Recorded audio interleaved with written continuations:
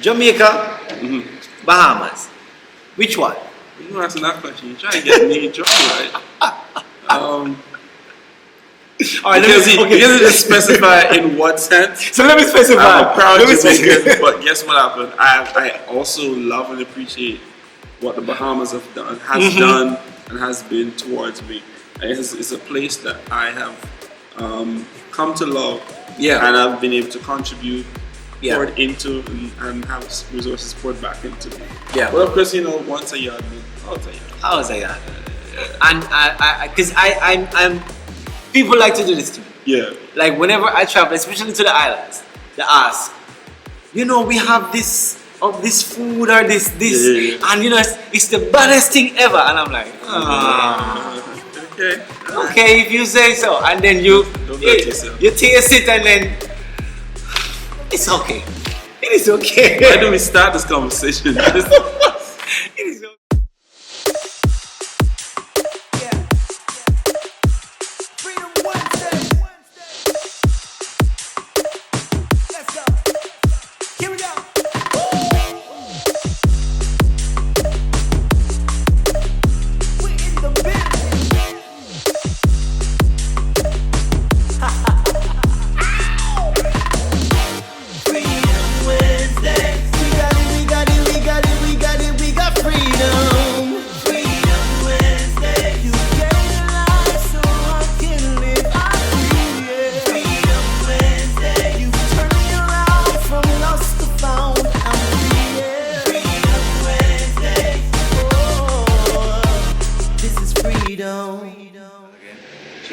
Hey everybody, what's up? It's your boy D Murphy, and I'm here with another amazing guest here. We're in the beautiful island of Nassau, Bahamas, and we are here with the one and only Junior Scott. You know, this man does everything. He is a director, he is a pianist, he is a composer, a producer, just the whole nine, and he loves God. That's a big thing. So we had to come and catch up with my brethren from way back when. Junior, Wagwa. What's going on, bro? Good to have you on the show today. My pleasure, sir. Good having you, man. So, just in case, before we even get started, if this is your first time, please feel free to like and subscribe to the channel and click that post notification bell so that you're notified with every single video that we post. So please come and of course, feel free to comment in the comment section and let us know what you are thinking, any questions you have, any opinions you have. The only thing we ask is that you be respectful to everybody's comment, alright? So, without any further ado, how are you doing, my brother? I'm doing good, man. How are you? I am doing good. Man, it's been like 13 years since the last time I saw this dude, yo. Yeah, it's been a while. Yes, it has. Let me ask. I want to go right into what inspired you to do music?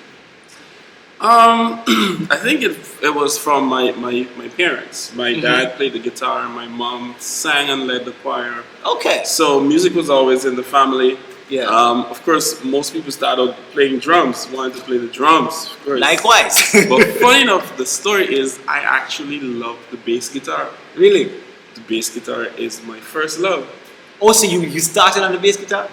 Of course, my hands was too small because them bass was for grown people. Yeah. But my dad wanted me to learn the piano because my pastor was the only one who played at that time. He sang and he played, so there was no other keyboard player. Okay. So what he did, of course, he took home the church keyboard, which he should not have done. So our pastor didn't know.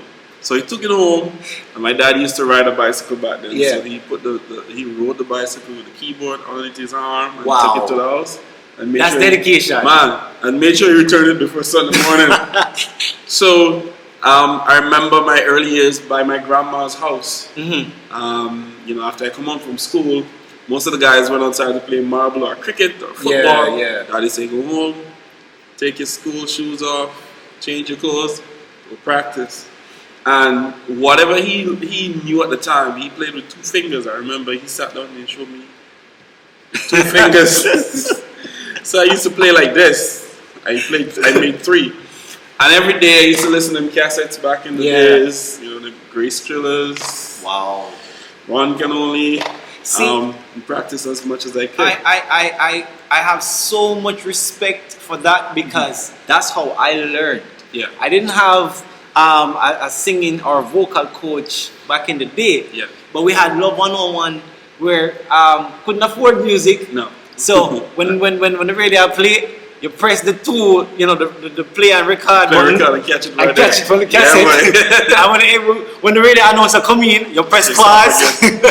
So but that's how I learned how to extend my range, and that's how I developed a passion for music as well. Yeah. When I listened to Kirk, John P. Key, Hezekiah Walker, those guys, were it for me. Yeah. John P. Key was one of the baddest thing for me, and still is to this day. Yeah. Just because of what he knew musically and how music felt to him. What inspired you to pursue it even more as you grow older? So of course, when I discovered that I could play, finally, you moved from 2 to 3 fingers two to three fingers, 2 hands to now 1 hand. I mean 4. So of course, at the end of the year, you normally have like Christmas production. Yeah. And everybody come and do their recitation. Yeah. All them good stuff. So I finally played in church for the first time. I remember it was in that December period. And everybody was surprised. Oh my God. So of course, now I'm the resident musician at 7 or 8 because my pastor decided, okay, I can retire now. So you can now focus on the message. So now I played at every service, program, rally, conventions, crusade, assemblies, primary school, general assemblies, went to high school, played for the choir there in Titchfield High School. And of course I have to shout out the persons who kind of helped me. A person like Mr. Herman Reed. I remember I played in my first band at 12 years old. You see, I have this thing in Portland called, not Genesis, jeez, I can't remember the name. But it's typical watch night service, big concert in the town square. I was nervous going on stage, little me playing. So the love and the passion grew from that. And my parents, they were determined to see me excel musically. So you were thrust into the deep end and said, listen, swim. Swimmer. So whatever your dad taught you and whatever you kind of picked up on your own. Now there weren't any you get to play when the main musician is not there. No. Like nowadays. No. These young kids have. You were thrust into the middle of it to listen, you swim or drown. But I had those moments. There was one time though, I remember we had a convention, and of course, learning back then, I made sure I could play in every key, but there were certain keys I was not that strong in. Yeah. And there was a famous, I think the person was Glacier Robinson, My Strength is Surely Failing. Remember that song? Oh, yes. That was a classic. Everybody, I mean, they would sing that song 3 times for the night. So the person ended up singing that song in the key of A, and I couldn't play in A. So my mentor at that time, he took a break. Yeah. Because we used to play together. And I remember the person started singing the key of A, and trust me, I was messing up. And they stopped the song and I said, call in the musician. Call in the musician. Oh my God, I tell you, I was embarrassed.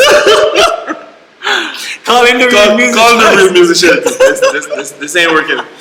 But that for me was a valuable lesson, and that encouraged me so much, even though it felt bad in the moment, but I went home determined I'm going to learn to play in every key. Learn my music, learn the songs.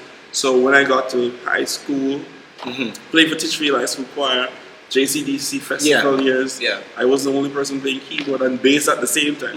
Keys, piano on my right hand, bass in my left hand. And we had some like 30-something songs we had to do for festivals. So retention back in the days. I had to remember the arrangements for the competition and stuff. So that kind of helps me, that really encouraged me back then. The funny thing is I never took music class seriously in high school. Oh, so you had music class in high school? Yeah, but I never took it seriously because I couldn't read music. I only played by ear. Yes, I know a lot of folks that, and even in my church, I have like two of my brothers plays an instrument. One is in a man graduate, he plays the drums, and another one that just picks it up, he plays the bass. And all of these guys learned music in church.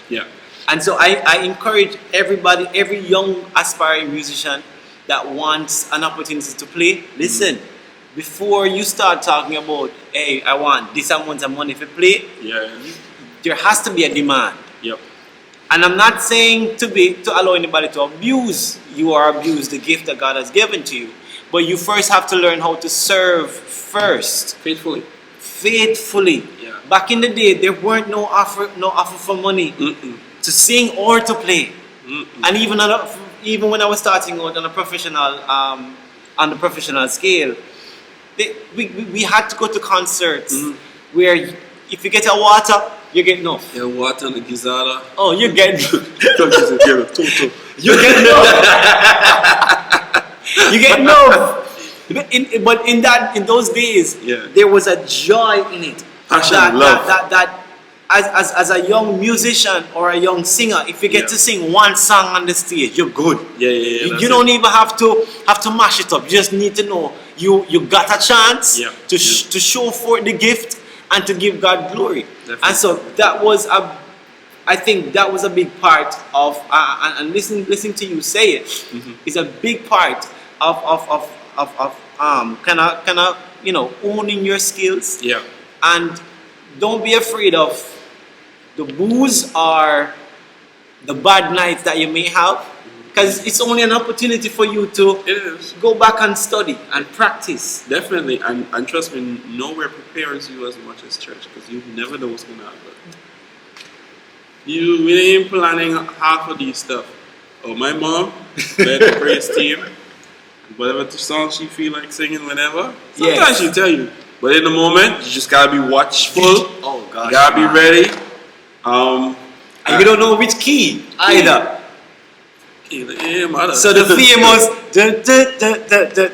until you find it. And I didn't have transpose button on my keyboard, so. So you had to learn how to play in every key. Every key, bro. And if it's a key that made you uncomfortable, I had to learn how to be comfortable in the things that I was uncomfortable in, so I could be better. That's big. Yeah. That's big, because oftentimes it's kind of in our nature to run away from the things that seem to be the hardest. Yeah, that's a life lesson too. Find a way around it. Like, no, I know some musicians, they transpose king, man. They transpose king. Yeah. So you see, if you go play after them, best know you have to tell them, listen, you need to set it back. I've had my experiences where I've had to play and somebody would transpose a keyboard and they forgot to set it back. Yeah, so the song was way too high. Wow. I was like, are you sure that's, for example, E flat?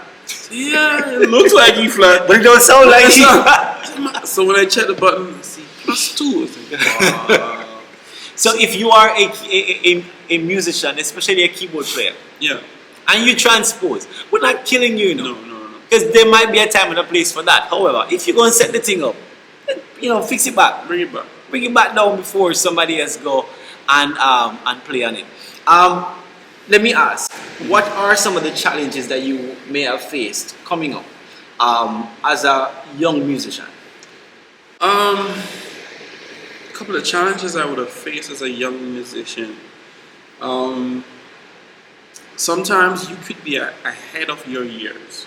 Yeah. And the persons or the people you serve, the environment you serve in, you can hear some stuff that is in light years ahead. Yeah. So it's almost like, how do you get them to get to the place where you are without insulting their present? Are you feeling too impatient with your present situation because we should have been further ahead by now?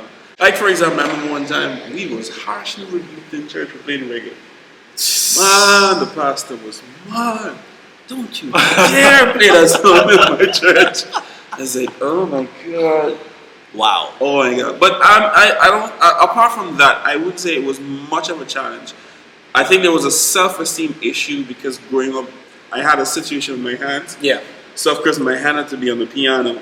And for those who would have known the story that I've shared it, I was embarrassed with my hands because I thought they were withered fingers. I had too much extra skin. Yeah. So people tease you in school. Yeah, I look like old man. So now for me now to play, I gotta do this. So you're exposing. I literally And I tell people the testimony in this is what I thought was my what I thought was a curse was my greatest blessing that is being developed. Yeah. And sometimes I would be so embarrassed I put my hand in my pocket because Yeah. I just can't even write on a piece of paper. But I had to play, and I realized the same people laugh at you at one stage in your life are the people who are blessed by you. Yep. But you have these things create character, Yeah. It does. and you can't give up. So it's That's an encouragement to persons who are suffering from low self-esteem in whatever area of your life. Yeah. You can see how that will in turn bless the person or bless people in the future. These same withered hand Yeah. took me around the world, took me Wow. places I could not have naturally walked into.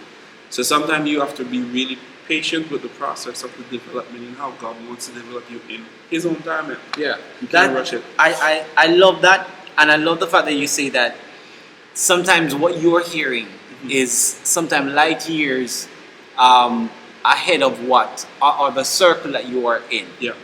And sometimes it's hard, and I know that we might have some young folk that might get frustrated and might give up on playing in church because the maybe the leader of the musicians department or they're not as advanced as you are, and so it might be, you might be tempted to either show them up, and that can be, a little bit disrespectful, but I find it to be necessary to be, one, patient, and two, be humble. Yeah. Don't ever feel like you are further ahead than you are. Yes, sometimes David was anointed king and he didn't get to take the palace at the same time. No. He still had to go back into the field and be the shepherd boy because it was not his time yet. No.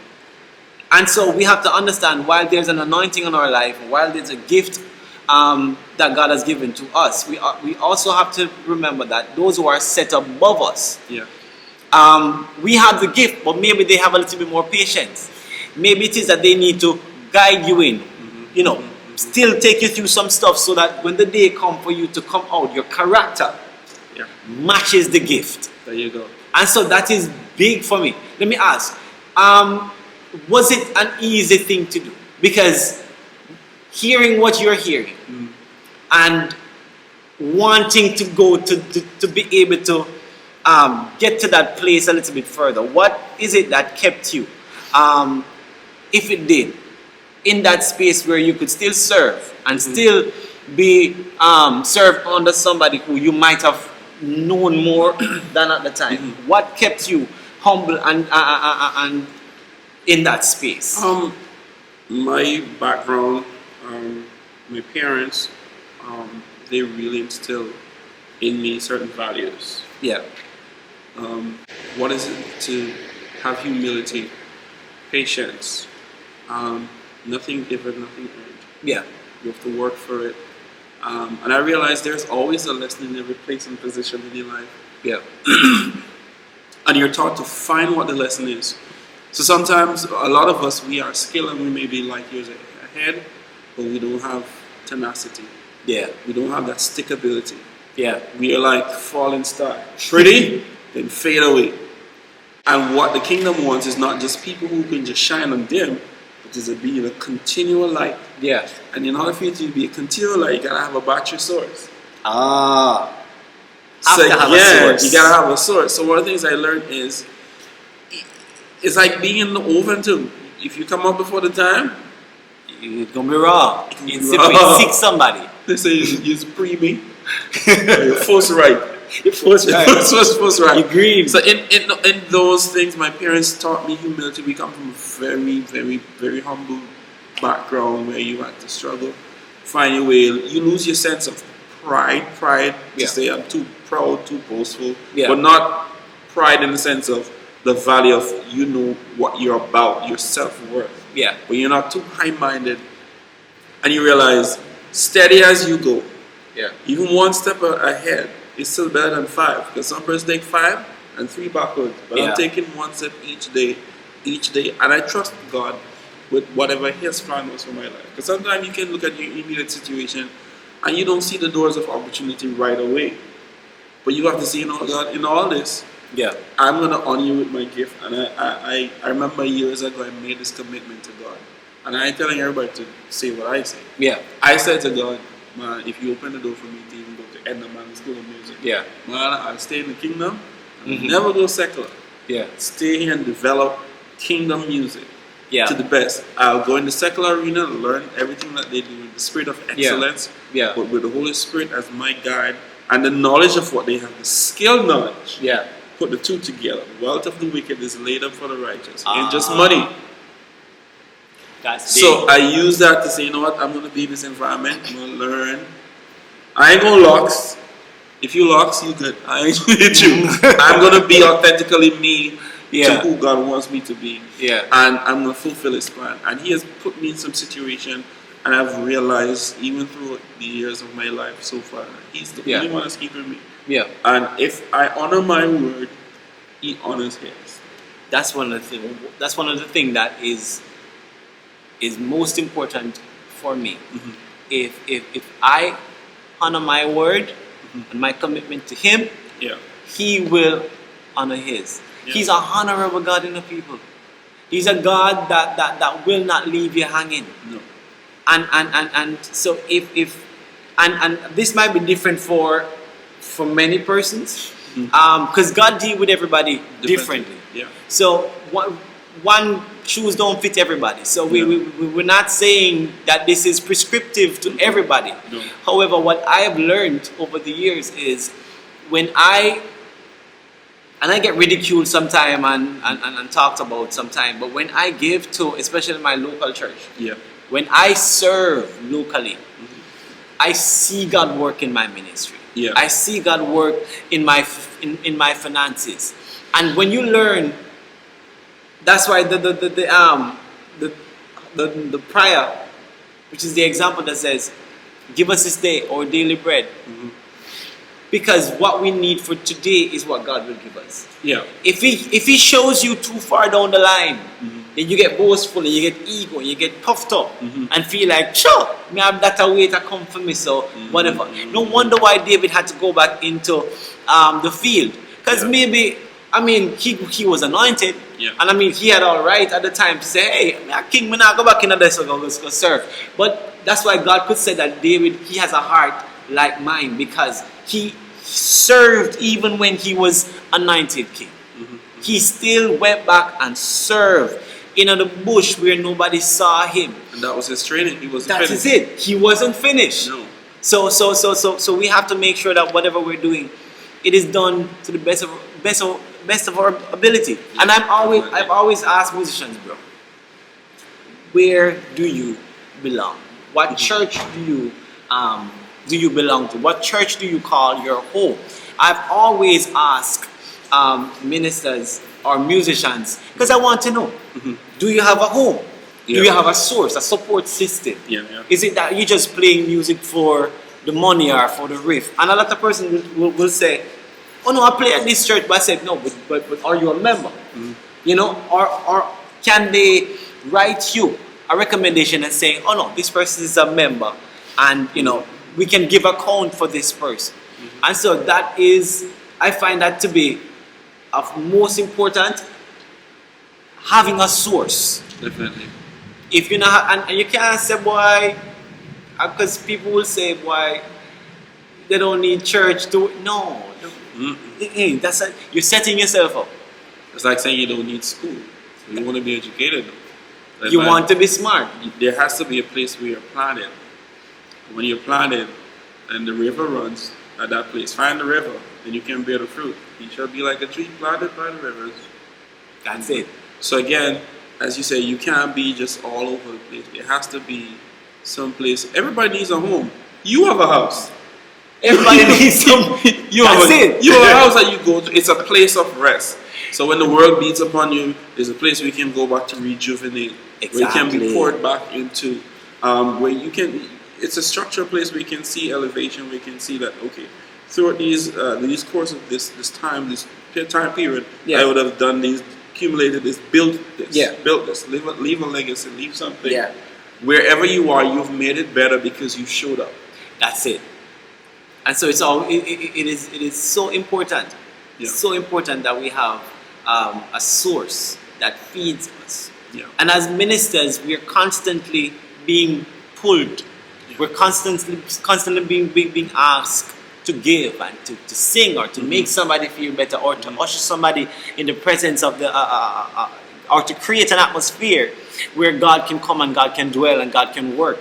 And so when you're constantly pulled like that, you've got to make sure that you're being fed. Yeah.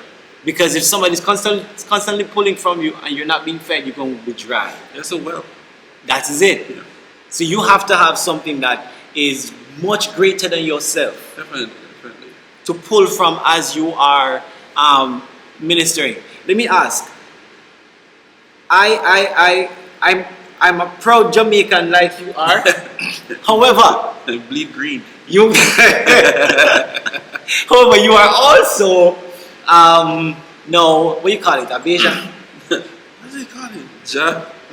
Bahamian. Bahamian. Let me ask. Jamaica, Bahamas. Which one? You asking that question? You trying to get me in trouble, right? All right, because he didn't specify in what sense. So let me specify. I'm a proud Jamaican, but guess what happened? I also love and appreciate what the Bahamas has done, and has been towards me. It's a place that I have come to love, and I've been able to contribute, poured into, and have resources poured back into me. Yeah. But of course, once a yard, always a yard. Always a yard.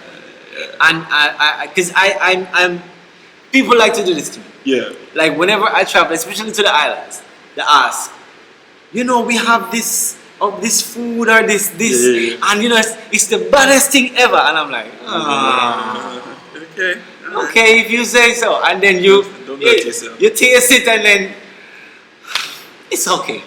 It is okay. Why don't we start this conversation? It is okay. But I must say, I really am surprised.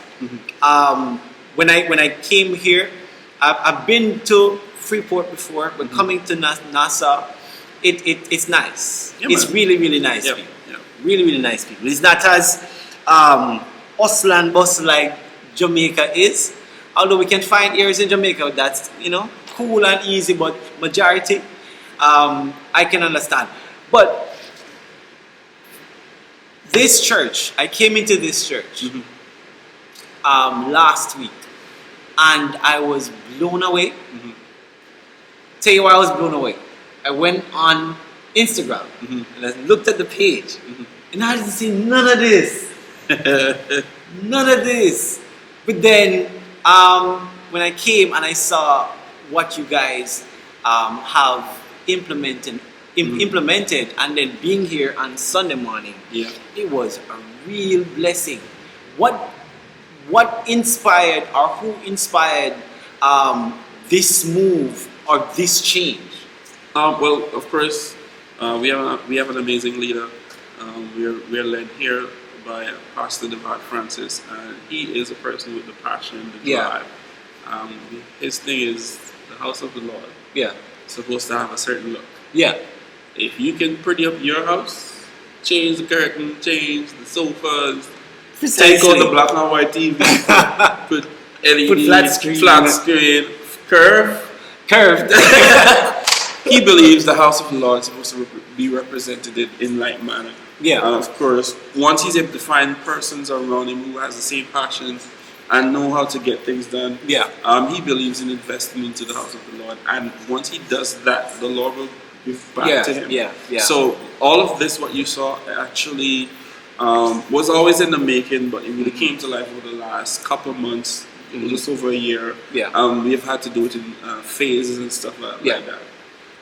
But trust me, he's passionate about God. So of course I have to shout out to my Southland family, everybody from Southland, Pastor Devard Francis, Bishop Sanford, and the whole crew, everybody that make this happen. I work with a set of amazing people: the lighting, sound engineer, musicians, tech crew, everybody. So we try to get everyone's mindset to the place of it's about excellence. God didn't spare no expense on you. and He prepared everything before you came. You never had to put you never had to put a mountain in.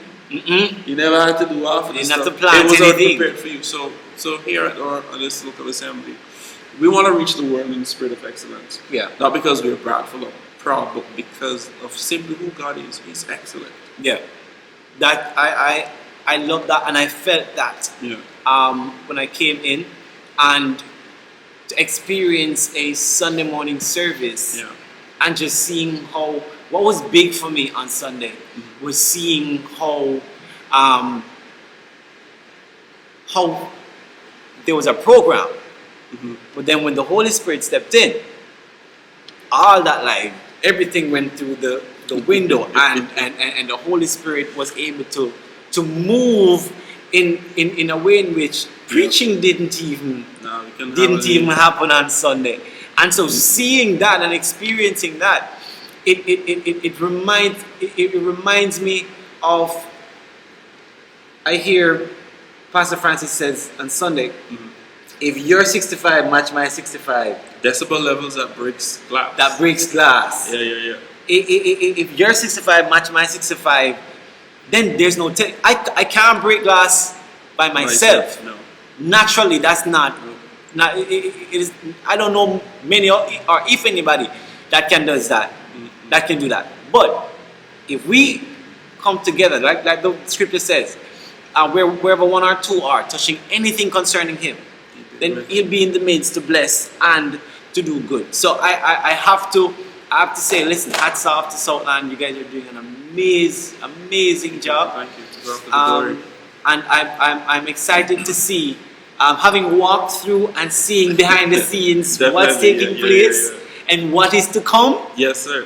Listen, Southland, I can't wait to come back and to visit, because you guys are doing an amazing job, and I will say that. Let me ask, what's your opinion, or what do you take when people say, oh, but this is church, this is not a nightclub, this is not a party house, why we need lighting, and why we need flat screen and LED screens and all that stuff?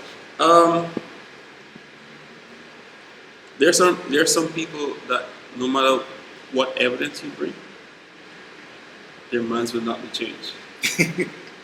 Case in point, Lazarus was raised from the dead. Yep. But the persons were so obsessed with Jesus Christ in which they tried to kill him again. So my point is, if you're a traditionalist, no matter what I say, it won't grab you, it won't appeal to you. Yeah. But then remember now, we were coming from a place where we never used to have AC in church. But that's true. And there was a necessity for it. The light, the basic lighting fixture that you can appreciate. Before that, my point is the church is always coming from a place where there has been the need for addition based on the current time you're living in. Yeah. As we always said, the method may change, but the message remains Remain the same.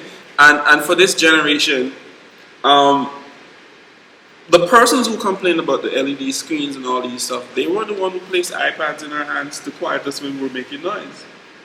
So we have to see things through that lens now. So my point is, the monster you are upset with, you helped create it. So now you had the tablet, you gave us a tablet, now we have the screens. And of course, the point is everything to aid in worship and help whomever needs to be helped. If it does not appeal to you, don't say this person don't need this medicine because you're not sick with this disease. Yeah. Or this is what this person needs because you don't need it. Ask the question, where is God in all this? Yeah. Is this glorifying God? Not how does make me feel. Because the Bible still says His ways is still not always. So even if you're mad about the situation, He may not be. If you're happy about the situation, He may not be. So who knows? Who knows? So again, we have to live with the generation that exists. Our competition is the nightclubs, not fellow churches. It's the places that gets the attention of our young people and the generations to come. So that's our competition. The nightclubs, wherever the game, the football game, the soccer game, whatever grabs them.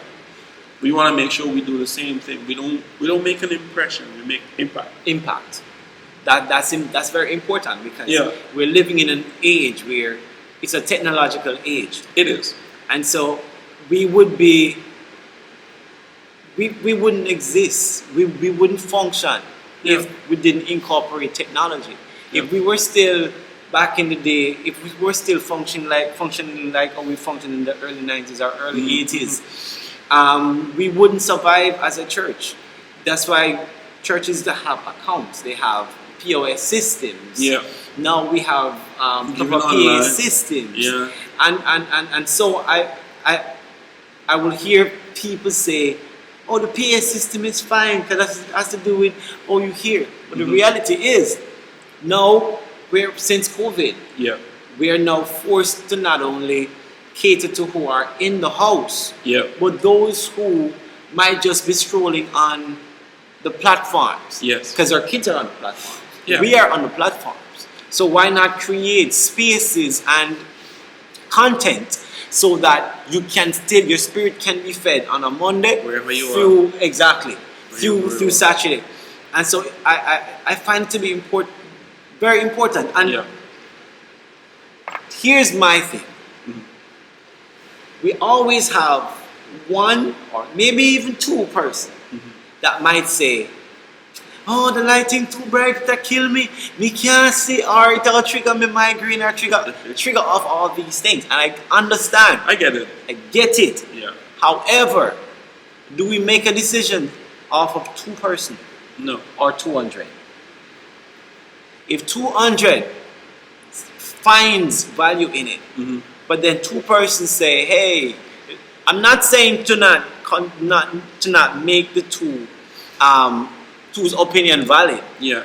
We can dim it, but we can't turn it on, we can't uproot it, we can't take it out because you are uncomfortable with something. I find when they go to a concert or they go to any other type of event at their workplaces or hotels or cruises and all them stuff, you don't go to the engineer and tell them the lighting too bright, turn off the light. No, you adjust by finding a seat or finding a space that does not bother you. Yeah. So I find that in the kingdom we're very opinionated. We complain a lot about stuff Oh, yeah. that we minor on the major and major on the minor. Again, if we serve in leadership, we try to make sure we tailor. We try to find a balance in everything. Yeah. Again, we don't ever want to seem as if we are disrespecting the seniors and making the young people a priority, or vice versa. We're always trying to find a balance, but everything that we do in the kingdom is supposed to be from a place of selflessness. Yeah. Less of me, I, my, what makes me happy. Because again, we have a world that needs Christ. And the more we take the focus of what makes me happy, we coming from a place where people fight over chairs. Yeah.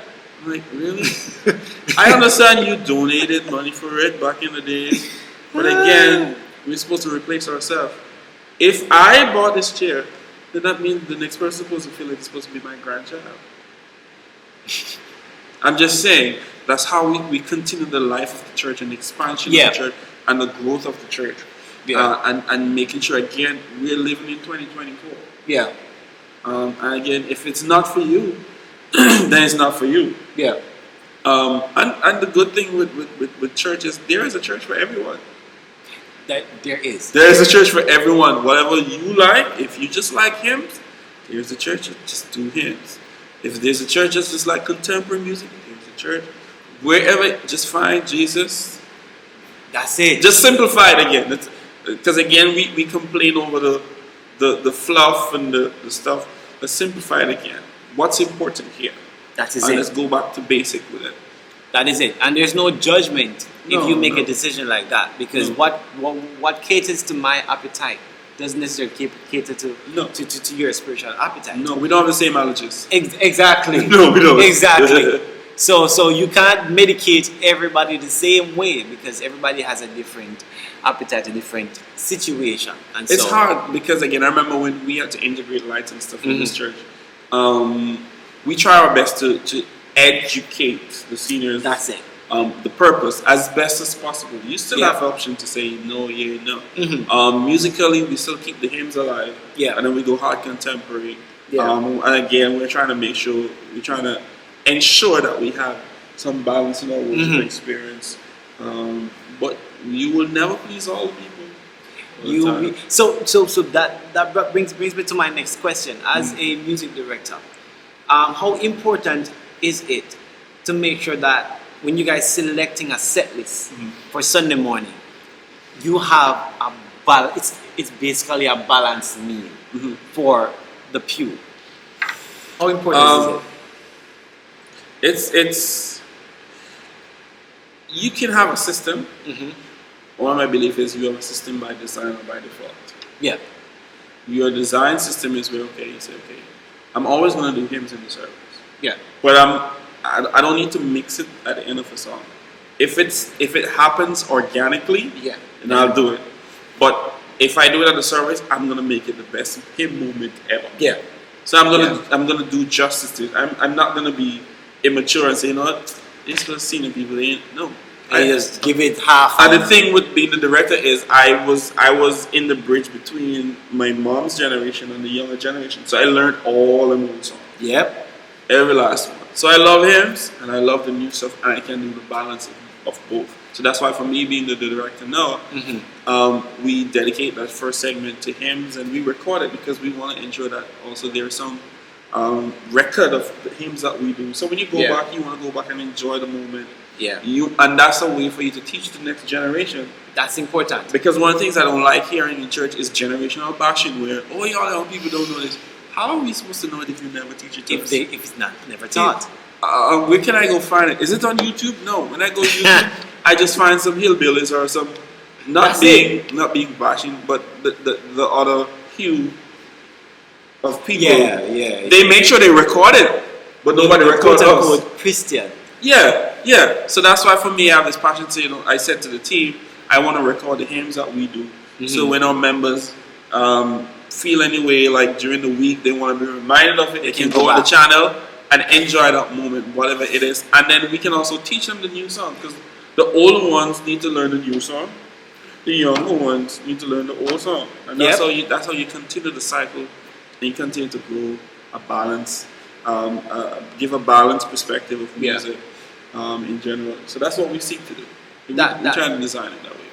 That I see a lot of like I mentioned to you the other day, and I was saying that kind of the same type of music coming out where it was CCM, where it's kind of a lazy approach to music, where the same chord progression keeps regurgitating, and I find back in the day you challenged yourself. Somebody challenged you to say, no man, add some progression to this. When you listen to Kurt Carr, when you listen to Hezekiah Walker or Byron Cage or them guys, those music challenged you. You had to make sure you get your practice. It couldn't, nowadays, once you hear the first bar of a song, you can practically tell. Fall asleep. It's the same thing. The framework of it is the same thing over and over again. So you find less artistry is being placed on the music. So now our youths, it's this lazy mentality where, okay, I can just go and just play, and I'm not calling anybody's name, but just go play one of those, one of those type of music, and it's easy. You can get by with it. And so for the songs as well. I heard somebody made mention of this the other day, and it really stuck out to me. We now sing songs that goes this way. We sing songs to people, to things. The hymns are singing to God. The hymns are expressing their love to God, their affection to God. And so when we worship, or when we lead worship, it is supposed to be this way.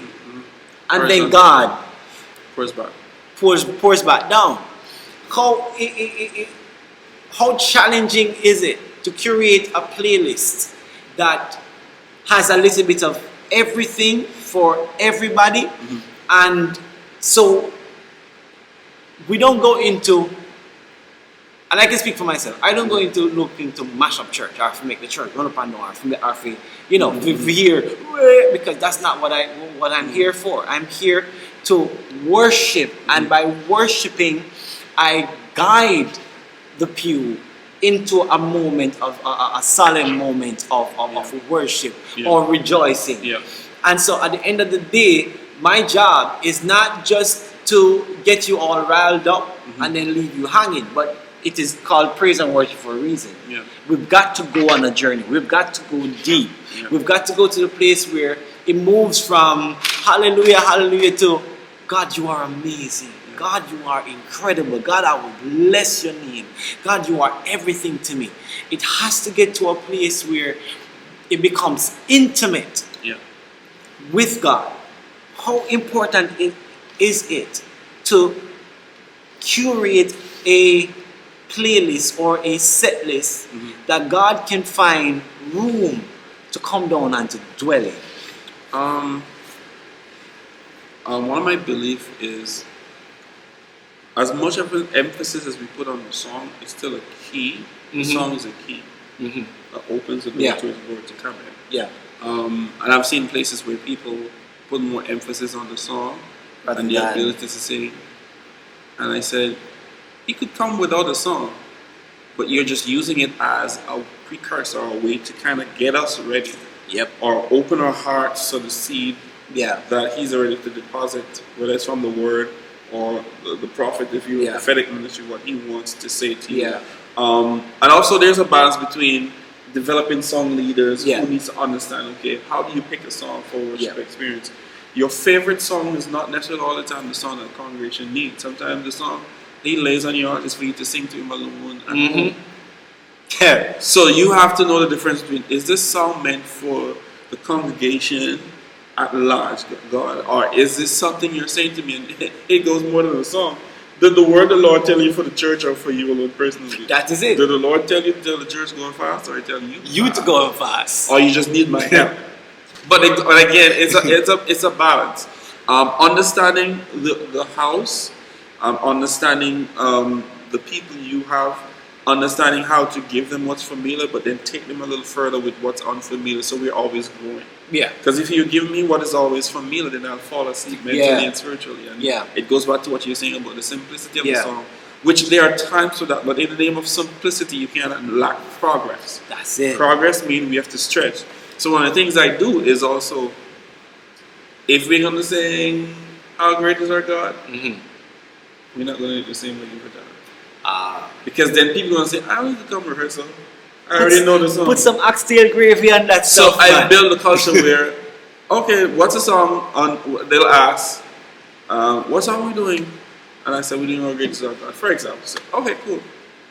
But then what they do, he didn't go like that. So I gotta be at rehearsal. Because again, there's a stretching, there's the growing, there's a growing part. And again, the song is just an aid. Yeah. Your spirit being prepared, prayed up, study up. Yeah. Because again, a lot of people, even if they praying, they don't study. So you could be even praying amiss. That's one. And you could be even singing amiss if you're not studying. And a lot of what affects us, even in worship, even when people try to exalt, they say the wrong thing because they have not spent time studying the Word of God, even studying the song. Yeah. Because when you study the song, you could talk what you need to talk in the song without even ad-libbing it. Yes. I always say Kirk Franklin does a very good job at not singing it, but you know exactly where he's going, what he's trying to say. You never lose the message. Because he knows it like the back of his hand, so he knows the spacing of it as well. So you know how to inject what he's saying without losing timing, tempo, or melody in what he's doing. So that I find is it's important for us as worship leaders and music ministers to understand that we're not here to be quote unquote famous. I know there's some things that come with the job. Everybody will know your name and know your face. Yep. But don't let that distract you. It's very important to curate a set list that you practice on your own. And after you practice it, then you come to rehearsal. Yeah. And you come prepared. You come prepared. You come at least knowing the material. Yeah. And I always encourage my team to listen. Make sure that you praying about what it is that we sang about in rehearsal. Yeah. Make sure that that thing is marinating in your spirit. Yep. Make sure that you measure it with yourself, and you find the testimony within yourself. So so it's not just a regurgitation or just a performance of what you know, but it's a testimony of what you know. Yeah. Because you're now measuring it with your life. How good God is. How great is our God. It becomes more personal. How great is my God, the God that I serve. Yeah. He's a way maker, miracle worker, promise keeper, light in the darkness. Those things takes on a life of its own. It's almost like it takes on flesh. So you're seeing it. It's a word. I like the vibes of the word became flesh, talking about Jesus Christ. Yeah. And when you sing it, the flesh and the spirit, they're eating from that bread. Exactly. When you minister, and you can see the difference with somebody who singing what they remember in rehearsal and ministering what has been rooted so deep inside them. You can see the spirit connect.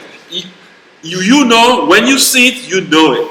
Like Bob Marley said, you can feel some of the people them some of the time, but you can't fool all the people them all the time. So when you think you know when a person is saying from a place of belief, and guess what happened? You become a believer by seeing how they sing it with such level of conviction, belief. Yes. So on Sunday morning, you're not focusing on like making sure I have my tenor and soprano all the straight. I'm focusing on who in the audience I need to connect with. And when I'm telling them that God is going to come through for you, I'm singing it to you. I worry, but I can't hear Murphy. I did that in rehearsal. My job is to shut me up in rehearsal, but on Sunday morning, he can have his free reign, free way through you, because again, we always say it's almost like a hospital. We are like the nurses and the doctors. Yeah. And he needs our hands and our feet to do the surgery. Yeah. To do the surgery in service. So let me ask, is because what I've done as well is I have this thing that from time to time I'll go into different ministries, and I'll speak to the worship team. And what I've found is a lot of times, because we as worship leaders and musicians, we come under attack. Definitely. And people don't understand how heavy those attacks can be. And even though we're going through what we're going through, we don't have the luxury of saying, I'm going to take a break, or I'm not going to do this, because we're required to sing through the hard moments, to worship through the hard moments. Even the moments you might be having issues at home with children or with husband or with wife, when you come to church, you still got to sing like nothing is happening behind closed doors. And so it creates a greater demand for us as worship leaders to make sure that we are fed heavily. And we can't wait until Sunday morning, because guess what? We are tasked with, in rehearsal, and I remember we were doing a production in Portmore, and I said to the team, whatever you need to do in rehearsal, in the dress rehearsal, you do it. If you need to cry, if you need to fall on your face worship, we will entertain all of that. However, when you go before 1,000 people to minister to them, you cannot be so overwhelmed that you cannot control yourself, and it loses it sort of loses its flavor, because they're now observing your personal worship time, when you should be ushering them and connecting with them. And I know some people might not agree and say, God can work how he works. And that's true. However, I find it to be important that in rehearsal is the time we cry out, we do all these things. If everybody decides during praise and worship, I'm going to fall out and not going to use the mic and not good, who's going to sing worship? We still got to do that. And so they're looking for direction and guidance. And so that's why the word said that the spirit is subjected to the prophet. So we've got to be mature enough to know that, okay, I can't fall out and just, there's a time, and if it happens, that's fine. Yeah, if it happens But organically. it can't be every But Sunday you come and you just fall out. Okay, sister gonna fall out after the second verse. Exactly. You can call it. Yeah. She gonna fall out of the second One, verse. 3, 2, 2, 1. Don't she Fall go? out. Don't she go? But and that's true because again, it's. The Bible says send Judah first. So when you send Judah first, that means you're gonna be getting the attack first. Yep. Funny enough, the soldiers in the back with all the weapons, all the armor. We going forward. All we going forward with Jesus. trumpets, tambourines, just our plain clothes. But again, I realize, like the Bible says, he's in touch with the feelings of our infirmities. Yeah. Before he went through what he went through, he could not relate to us in that manner. So He sometimes he needs to go through it so he can say he understands. Now you understand when I say, Lord, I am tired. Yes. He was tired. Ah. He said, let this cup pass me. Now you understand these things because again, the songs we sing, we're the best test subjects. Yeah. How you gonna let me? How you gonna sing this song to me? You never been through what you're saying, then you're actually telling a lie. You're lying. That's actually you've been lying. You've been lying. So these words that we declare will come back and test us. It'll break you, make you, mend you, fix you. You know, funny enough, have you ever done a production, and after doing that production, you're tested Same with area. this in that same area? So okay, you can do anything. Okay, here's the sickness. Oh my God. You can pay all your bills with. Mm. Here's this bill you never thought about. You never thought about. Where this come from? I thought I had this covered, but again, I think he was praying it before the time because you never know. And the enemy looking and said, okay, Yeah. let me see. Because again, it's almost like fighting somebody on their turf. Yeah. The devil's a musician. Oh. So I guess that's why we get the attack first, and we are tempted in so many different areas of our life as singers and musicians, and that's why the worship team get the hardest fight. Either they get in fight or they fighting. Some happen in that team. There's always going to be an Always issue. something. Oh, sister, this ain't look at me the right way, or sister, this ain't, or brother this, or brother this. So there's you again, and you have to be watchful. You have to be vigilant because if we could distort the worship, Yes. like I told a team, I said to the team recently, I said, you are the fragrance of the room. Aye. Your worship is when I come into your service, your worship is the scent. Now, is it how it smells? Determines the spirit. Not even the song. We ain't get to the song yet. Just the sound that comes from you. Just the fact that your spirit connects. It's the fragrance. I go to the church because, man, when that choir sing, yeah, in the natural, I can say they sound amazing and I can feel, but it's a fragrance. There is a fragrance. Like we always say, let it be a sweet. It has a taste. Yes, man. Also, let it be a sweet sound in your ear. It don't make sound. So we can. So you have to make sure at all points we check it. We as human beings, we're gonna make mistakes. We're gonna make errors. We're still working on conflict resolution. That's something that needs to be taught in ministries because you will have conflicts. But how we resolve it, and we put the fact that this is still onto God. Yeah. He didn't charge us or give us what we deserved. Yeah. Because we deserve something to get some stuff. But he said, you know what? He's still my child. Even though you're acting crazy, you need some slap upside the head. I still love you. I still, no matter how much you run away, you stray. The Bible says you went to horrid. I'm married to the backslider. Okay.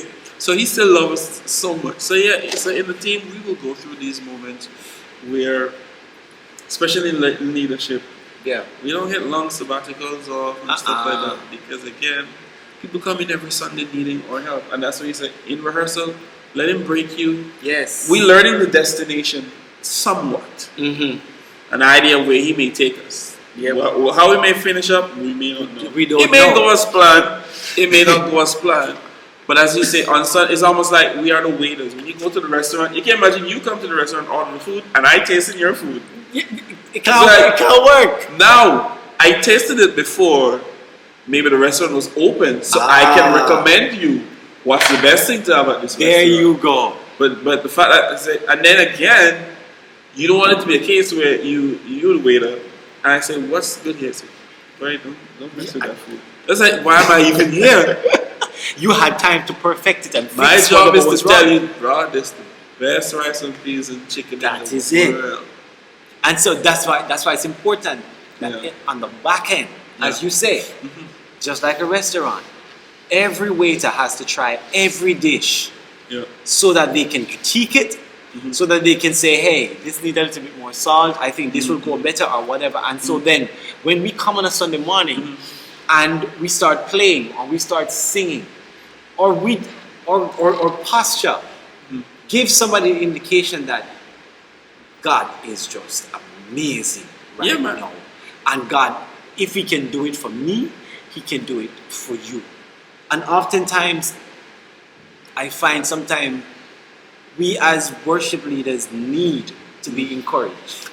More than you know. We need to be encouraged, and I think that sometimes the enemy comes to kill, steal, and to destroy. Yeah. And I always say he has 3 pairs of clothes: kill, steal, destroy.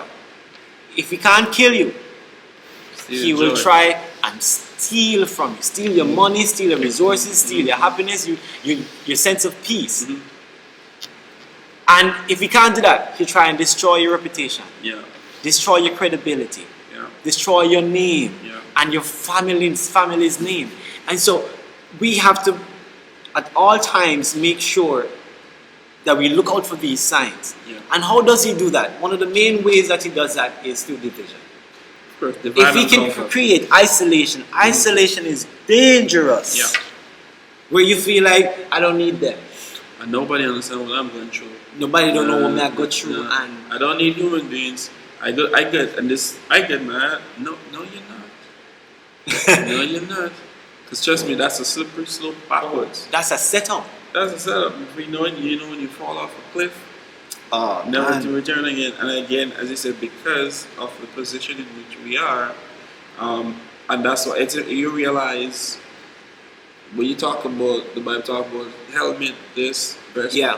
you ain't got Breastplate of nothing on your righteousness. back. That's the only place ain't nothing there. You realize? Ain't nothing Yeah. on your back. So you Because got someone's supposed to have your back. That's the only place that's not covered. So in That is so ministry, profound, bro. you need somebody to have your back, and that's why you need a team. Not because it's I, me, my. I can't hear myself. This one too, Lord. When I'm in ministry, and as you said, if you fall out, I have your back. Exactly. See? So we still keep it moving.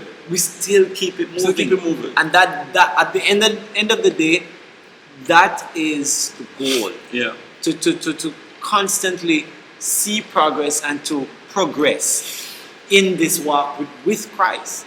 I think God is so multifaceted and He is so big Yeah. that there is no way we should be stagnant in God. There's no way we should be here and complain that we're not seeing any growth. If we're not seeing any growth, it's probably because we are not in the place or we're not doing what we're supposed to do. No. And here's one issue I find, and I've heard this saying from a lot of persons before. They said, the worst place to be is where God was. So a lot of people are still stuck on the first move of God until they become enemies of His next move. Yeah. So now it's like, it was good. But now, like His word saying, man shall not live by bread alone, but by every word that proceedeth. That means there's Yes. a current word. There is the written word that you can see, but He still has a relevant voice that He's telling you He's right still now. speaking. Still saying, telling you what to do. But the problem is, we got stuck. We built a monument Yeah. On around what He said. what He said, and we say no. And we use the scripture to say He's the same yesterday to forever. To I'm justify. Like, to justify. I'm like, but again, but God is still out of time. So your yesterday is still out of a time that Exactly. exists in this time. So it's So that even don't in make error no to say sense. the same yesterday, today, and forever. He's still outside of your limited knowledge of what time is. So that means He's always pulling us to a future. Yeah. He's always pulling us forward. But I'm talking about an expected end. Yeah. So that means there's something that awaits you if you get there. He's pulling us. So What church used to be, what this used to be, but again, with the new birthing of something, Yeah. there's always going to be the clashing of the old. Yeah. This is how it used to go. But I'm like, I am my mom. Whatever she knew, Exactly. I know. Exactly. Same thing with my child. Whatever I know is what my mom taught me, and I taught myself, or I taught my kid. So Yeah. she's, again, we are multiplying in each other. We are is it. becoming better in your line Yes. and your lineage, and Yeah. that's what we are always supposed to teach. So Relearn. it's on us. Yeah. I think it's the laziness that we get trapped in, and thinking that, okay, we don't have to pass things down. And so No. you find there's a generational gap, because while there's some things we were not taught, No. or our parents didn't pass down to us, that would have been valuable for us to know. Mhm. And some things we had to learn on our own. But there's also a wealth of knowledge that we who were fortunate to have passed down, to have had it passed on to us.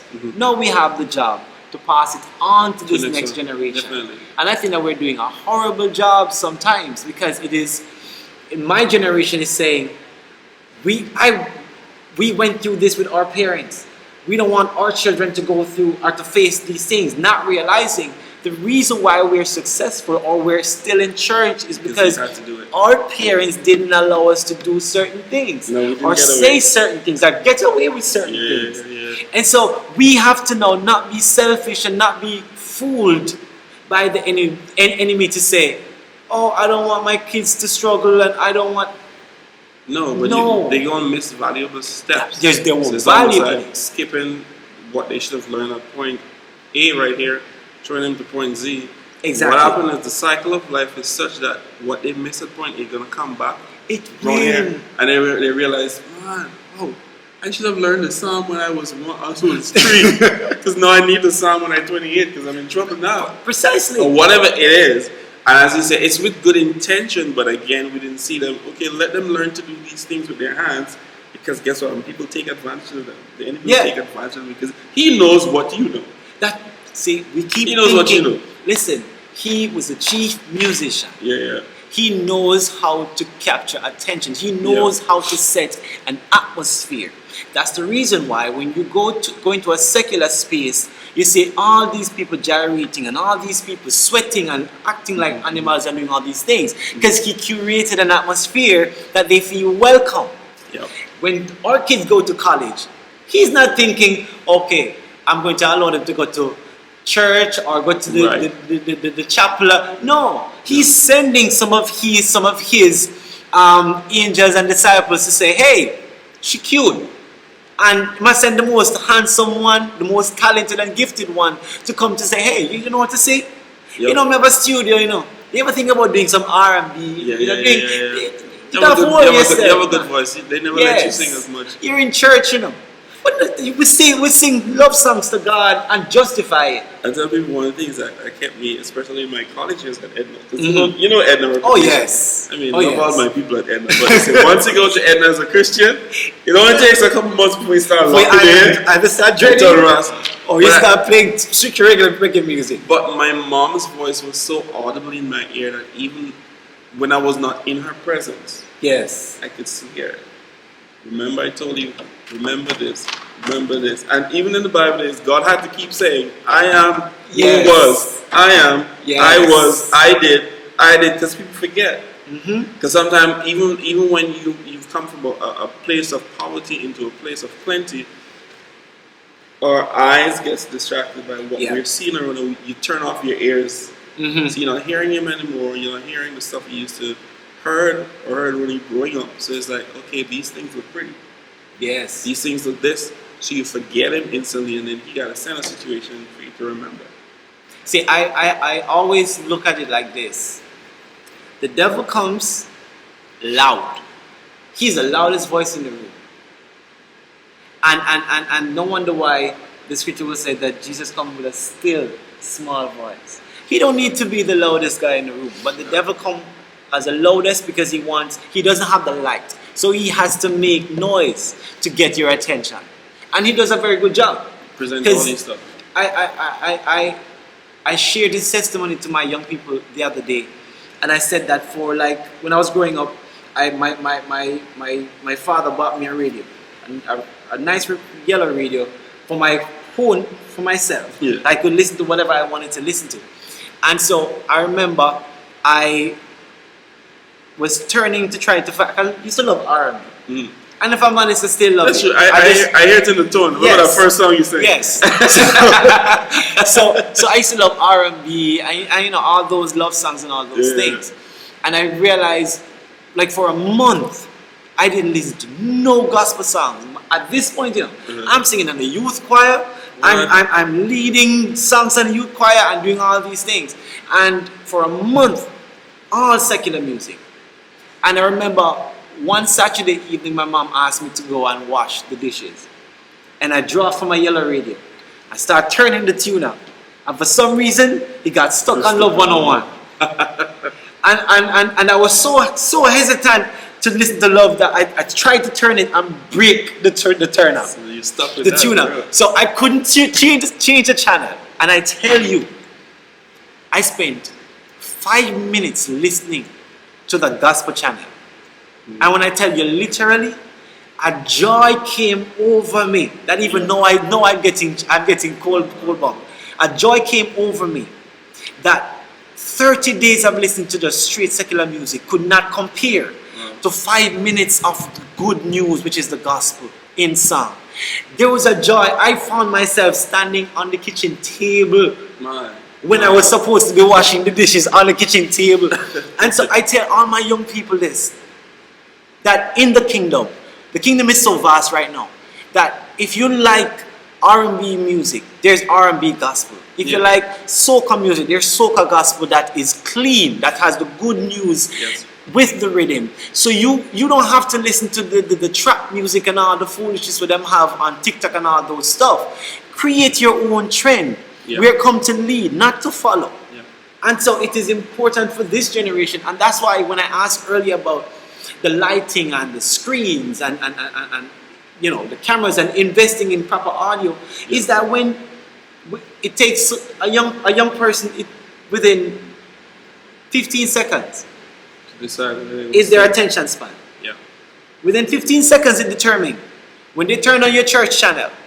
With 15 seconds is what you have to either grab them or to lose them. And so the lighting and all these things, it is to compel, it is to introduce, it is to pull, to attract. And then when you come, we got the good word for you. We're not here to cuss you out and tell you about what you're not doing.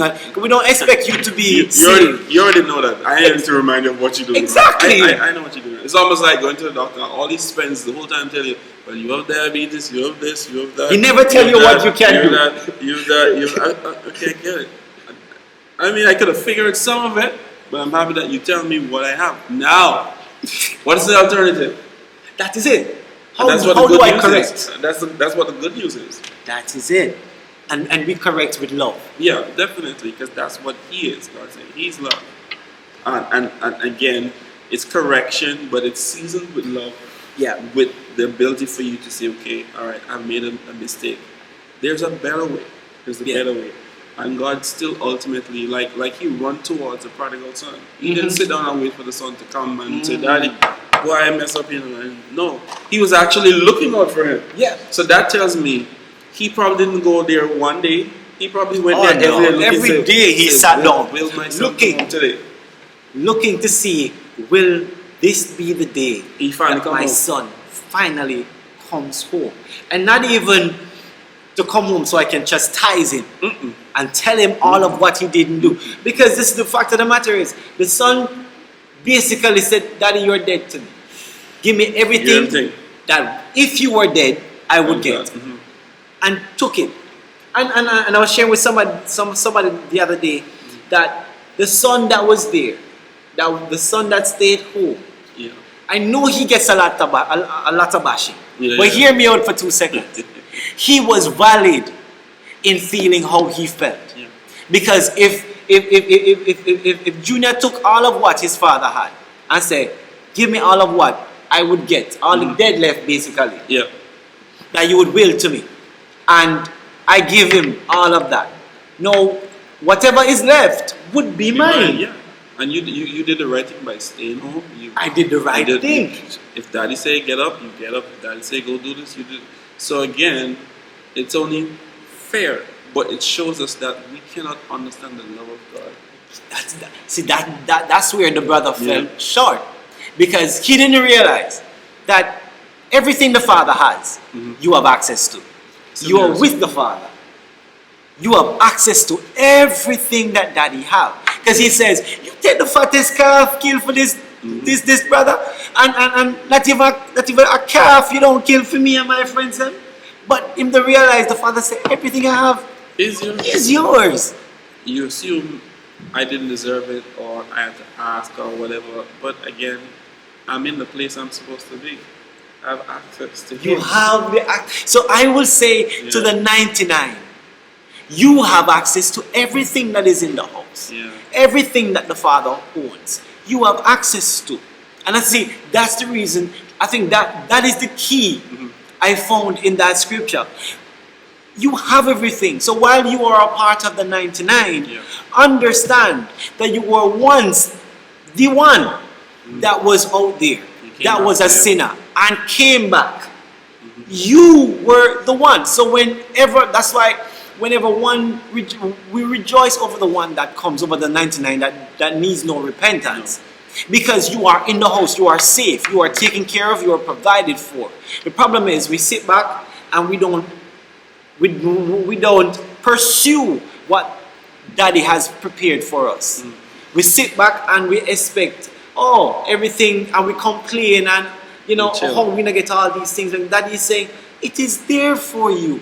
So I will encourage anybody today that we celebrate the wins. Whenever a soul is converted, we celebrate that. And so we're not here to cater to the 99 per se, but we are here to cater to the one. Let me not say cater, because while we may ensure that the 99 have what they need and they are provided for, the one that is out there is the one that we are constantly on the watch out for. Because he's lost. He gotta find, it's like a sheep, as the Bible talks about. Sheep that doesn't want to stray.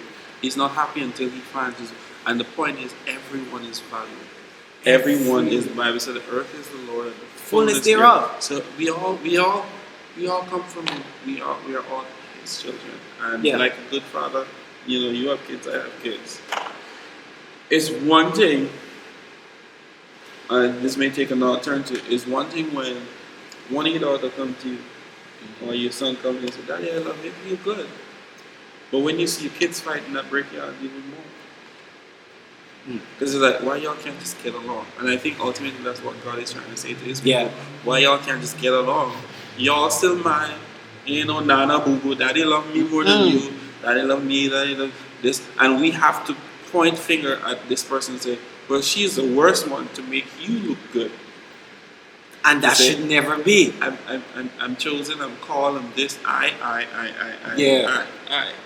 And that should never be. Listen, we're having such a good conversation, guys. But we gotta wrap up. But as we wrap up, I wanna ask, what do you have in the pipeline coming? What are you working on currently? That you can talk about. That I can talk about. Of course, serve here at the church as the music director and media director, and also as a producer. So I'm working on a live recording coming out in October for a local artist here that goes by the name. Her name is Joni Gibson. Okay. And then more production I've been doing. Because the aim is the need for music in the kingdom. And I celebrate everyone that does music, because it gives hope to the hopeless. So shout out to all the singers, instrumentalists, and the producers. These are the people who are like the doctors in the theater that's pulling out these babies in song to give to the world, to bless people. So man, that's what I'm up to. I've been working tirelessly and hard, and just looking to do more music. Yeah. Looking to be a blessing. It's very simple. I ain't fussing. Just And wanna it make is sure pretty people's evident. blessed. It's pretty evident. man. Where can people find you? I am on Facebook, Minister Keys, Junior Minister Keys. I'm on TikTok, I'm on Instagram. Of course, some of my material is there. I'm on YouTube. I have a YouTube channel. So if you are a singer looking to do music, you can reach out to me. We can work Most it out. definitely. It's not for free. I'm sorry to Yeah, say. we gotta find that out. So you don't think, oh, that's my chance. Again, it's an investment. It is. It's an investment. So, yeah, man, if the Lord has laid a song in your heart or you need to get a song done, you can reach out to me here. Yeah. But ultimately, it's all about God. I love God. No one is perfect. We all mess up. But ultimately, we have an advocate. Yes, we do. Which is key. So, and look out for great things here coming out from Southland. Right here, we have our music channel where we put our praise and worship on our Yeah. So if you just want to go back and listen and we just want to be a blessing to you. What's the name of the church channel? Southland Cathedral Ministry. Southland Cathedral. Southland Cathedral Global Ministry. Okay. So you can subscribe to the Facebook page and the YouTube channel. Yeah. Yeah. And if you are in the NASA here area, what's the address? So this we're on Soldier Road. This is between East Street and Blue Hill. East Street and Blue Hill. You can't miss it. Okay. A nice, what color is this? We call it cream. Cream. A nice light yellow, creamish building. You can't miss it. Listen, guys, if you have received any blessing, any encouragement in this episode of Freedom Wednesdays, listen, feel free to type it in the chat. The chat takes on a life of its own after this conversation. Listen, you can go back and you can comment, and we still talk in the comment section. So please feel free to go and comment, like, and subscribe to the channel. We're here every Wednesday evening at 7:30 p.m. Jamaica time, and I guess the other time would be probably 7:30, 8:30. yeah, 7:30, 8:30, or Central, 7:30, 6:30, whichever you are across the world. All right, so that's it for us tonight. I'm here with my boy Junior Scott inside Nassau, Bahamas. We're traveling people. Yeah. Let's Global. go. We global. Peace. Peace out.